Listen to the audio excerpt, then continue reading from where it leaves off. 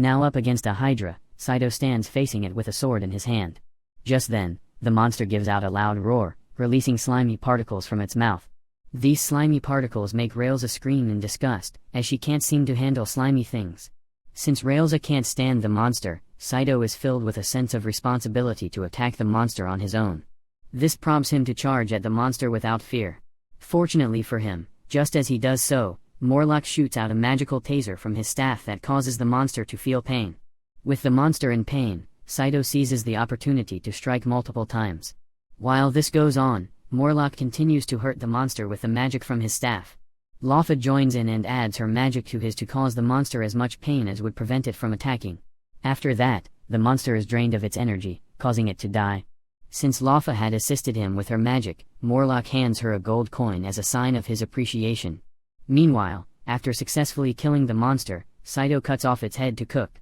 When asked about it, he blurts out that he wants to take the monster's head to cook it.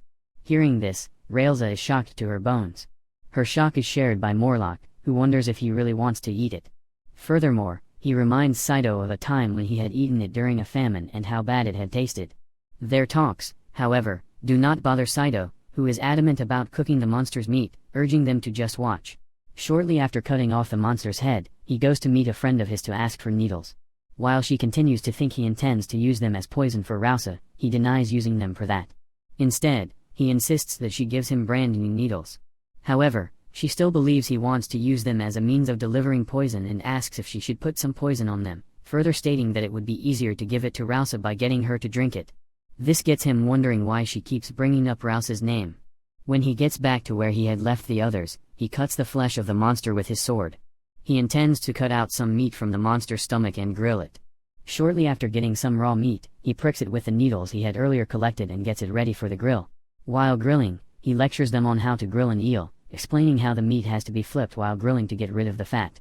While they all wonder how he knows these things, he reveals that he has got a food handler certificate, which gives him an idea of how to cook. However, he isn't as good as a chef. After that, Saito is done with the steak, and it looks very delicious. When he gives some of it to Laufey and Morlock, they waste no time in grabbing a bite in a split second. Upon tasting it, they both are thrilled about how good it tastes. Having tasted the meat, the two invite Railza to have a taste. She, however, doesn't feel comfortable eating it, most especially since it's coming from Saito. After being convinced to taste it, she finally agrees and reluctantly takes a bite. When she does, the taste of it makes her feel like she is in another realm. With the taste being so good, Railza continues to eat as much as she can, while Saito and Morlock watch her. Seeing how the taste of Saito's steak has influenced Railza, Morlock suggests that he opens a shop, promising that he will make a fortune if he does so. However, Saito declines, since they can't hunt too many hydras and force them into extinction. Later that day, the four are faced with a treasure chest, which has the potential of housing a lot of traps. Looking closely at the treasure chest, Saito suggests that they abandon it. He feels it was a waste and a risk, stating that he had been taught a valuable lesson in his encounter at the no magic area. However, they come across another treasure chest, and Saito observes this for a while. Afterwards, he brings out his wire cutters and cuts the suspending wires of the treasure chest one after another. With the first wire cut, Morlock and Laufey are very impressed, as he easily cuts down the string wires, which have been made by the elves. Having successfully cut down one of the wires, he tries another. This time, the cut wire causes the release of an acidic slime that melts metal. The slime is dropped on Railza, whose metal armor is melted immediately, thus revealing her incredible body and large chest. Seeing her like this, they are all thrilled and left speechless. Railza, on the other hand, is shy since she isn't used to being seen outside of her armor. Meanwhile, an elven warrior and a female priest go up against a bunch of ogres. Unlike the other elves, she is unable to use magic. However, she makes use of the claws of her hands to punch the ogres, then she kicks and grapples the ogres. Just after they cut her face, the female priest runs up to her to heal her wounds using her healing powers. After that, the elven warrior continues to fight against the monsters while her partner heals her. However, she seems to have fallen in love with her partner, as she uses every available opportunity to caress or feel her partner's touch, making it hard for the others to resist. On the other hand, the king and his minister sit in the place, waiting for the arrival of a hero who will do battle against the Demon King. Unfortunately for them, no one shows up. With no one available to fight, the king rises from his throne and heads out to fight himself. The outcome of this is clear, seeing how old and weak the king is. While heading out, he drops his crown, and while the minister tries to inform him about this, he ignores him and walks out. Shortly after the king leaves, some soldiers charge into the palace, ready for a coup. They are met by the minister and inform him that they have been waiting for the king to leave in order to take over the kingdom. Later on, the king returns from his ordeal and asks the minister if anything had happened while he was away. In response, the minister states that nothing bad happened.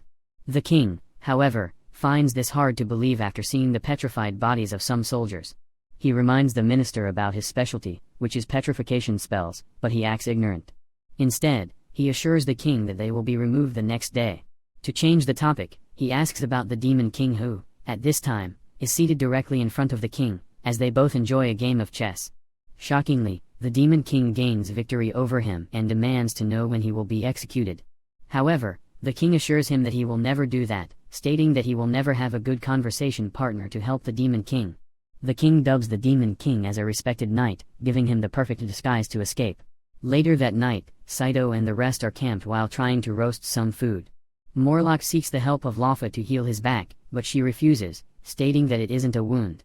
However, to convince her otherwise, Saito offers her a gold coin. Although she agrees to do this, she feels the gold coin should come from the patient himself. Then she flies to Morlock and heals him. Shortly after, Saito informs Rausa about Lafa's supposed obsession for money. He is angry at the fact that they had split the treasure evenly and Lafa seems to be taking more than she should. To give him a perfect answer to his doubts, Rausa leads Saito to a part of the forest where he sees Lafa offering coins to the moon. At that moment, she tells him about Lafa's plight, which has forced her to give up gold coins to the moon goddess at various intervals. Apparently, Lafa is a moon fairy, and they were once so beautiful that they were proud of it. Their pride had earned them the anger of the moon goddess, who cursed and banished them to earth. After that, they are forced to offer gold to the moon goddess on the night of the full moon in order not to grow any smaller. Hearing her story, Saito feels sorry for her and offers to give her his share of the treasure to aid her. However, Railza informs him that Lafa doesn't like to receive charity. Upon hearing this, Saito understands that there are things even a handyman like him cannot fix. The next day, the crew are faced with another treasure chest. Just before they open it, Saito asks Lafa to cast a spell on him. He does this mostly to have a reason to give her some coins. Meanwhile, when he asks for a blessing, Lafa informs him that it will cost him. Without wasting much time, Saito brings out a gold coin as payment.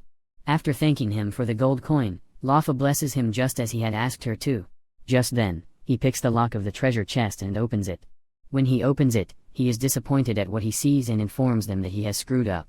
While they are surprised since he had a blessing on him, their disappointment is short-lived when the box drags him and Railza in. At this point, Morlock realizes that they have just fallen into a teleportation trap. The two are transported to an underground opening. Seeing this, Railza recognizes it as somewhere underneath the labyrinth. However, she believes the others are where they had left them, as they have strong magical resistance compared to both of them. This makes her doubt that they would fall victim to a teleportation spell. However, they come to realize just how bad the split is since they have no one with magic to figure out where they are. With no other choice, the two advance forward with no clue as to where they are going. Being left alone with Railza makes Saito consider just how useless he is. To further solidify his claims, he feels his only use has been to remind Morlock about his incantations. Due to this, he considers himself deadweight to Railza, who is a fierce warrior herself. Shortly after setting out, the two are attacked by an iron golem. Observing the monster, Railza realizes that it is fully wrapped in metal. She tries to find a perfect spot to deliver fatal strikes and does so. However, the monster stands strong, unyielding, and smacks her out of the way. When it advances towards them once more, Railza rises on her feet and continues to fight against it. Seeing that they stand no chance against the monster, Saito rushes behind it and hops on its back. While this proves to be the perfect distraction, Saito finds his way to the head of the monster. When he gets there, he pours some of the slime which melts metal on it. Having done this, he screams, asking Railza to finish him off since his armor had not been taken off. Unfortunately, Railza's strikes are not fast enough to prevent the monster from squeezing Saito in its hands. With every strike, the monster tightly grips Saito and eventually crushes him to death. While watching him in this state, Railza is left to come up with a solution. While she thinks of a body preservation spell, she remembers that Morlock and Lafa are not there. Just then, she is reminded of a potion which Morlock had given her earlier called Drops of Life. In order to give it to Saito, She pours it in her mouth and passes it into his when he wakes up. He is glad to see Morlock and Lafa. However, Lafa informs him about the sacrifice Railza had to make by giving him a valuable magic potion. Furthermore, Railza is left pretty embarrassed when Lafa tries to bring up the means in which Railza had administered the potion. This gets Saito wondering what exactly is going on, especially seeing how Railza tries to prevent Lafa from saying anything more. Did you enjoy this recap? If you did, kindly like this video and subscribe to our channel so we can bring you the recap of the next episode. Until next time.